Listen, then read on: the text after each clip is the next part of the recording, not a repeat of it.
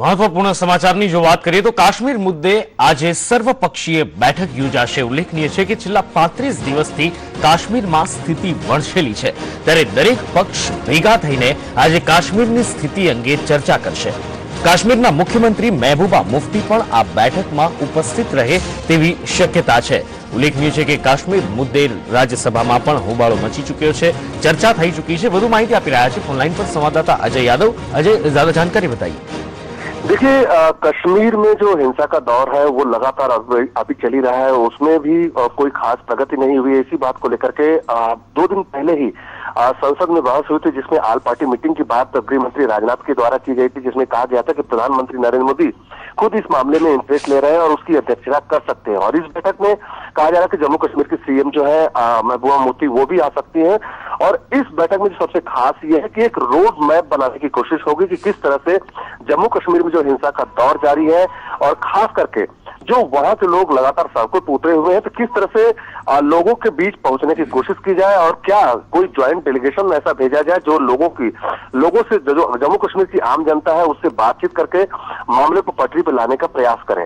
तो फिलहाल देखना ये होगा, लेकिन आज ये जरूर है कि प्रधानमंत्री की अध्यक्षता में एक ऑल पार्टी मीट हो रही है, जिसमें ज्वाइंट डेलीगेशन भेजने जम्मू कश्मीर में भेजने के बारे में भी चर्चा हो सकती है। जी अजय, जानकारी के लिए धन्यवाद।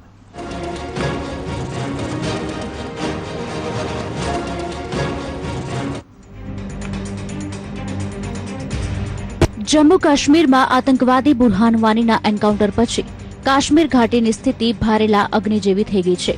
काश्मीर घाटी में 35 दिवसथी स्थिति वणसेली छे।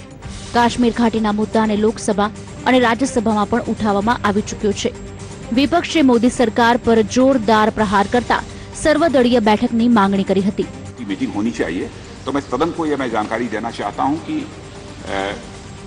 हम लोगों ने तय किया है कि जिस दिन 12 तारीख को सदन समाप्त होगा तो 12 बजे के आसपास ऑल पार्टी मीटिंग होगी, जिसमें प्रधानमंत्री जी स्वयं मौजूद रहेंगे, उसमें रहेंगे।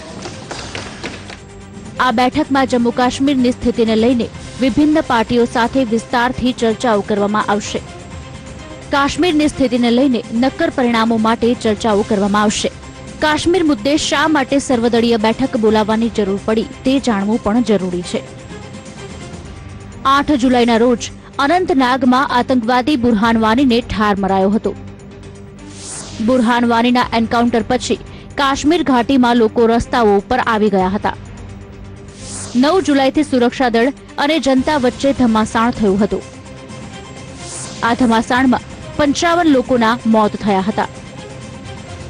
ત્યારથી કાશ્મીર ઘાટીમાં આજ દિન સુધી ધમાસાણ ચાલી રહ્યું છે।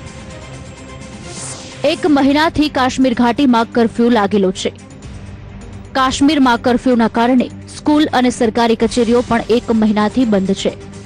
બ્યુરો રિપોર્ટ, સંદેશ ન્યૂઝ। આતંકવાદી સંગઠન હિજબુલ મુજાહિદ દ્વારા આતંકીઓનો નવો વિડીયો બહાર પાડવામાં આવ્યો છે। આ વિડીયોમાં એક સાથે 6 આતંકીઓ હથિયાર સાથે જોવા મળી રહ્યા છે। હિજબુલ મુજાહિદ્દીન દ્વારા આ વિડીયો સોશિયલ મીડિયા પર ફરતો કરવામાં આવ્યો છે અને જેના કારણે સુરક્ષા એજન્સીઓ સતર્ક થઈ ગઈ છે।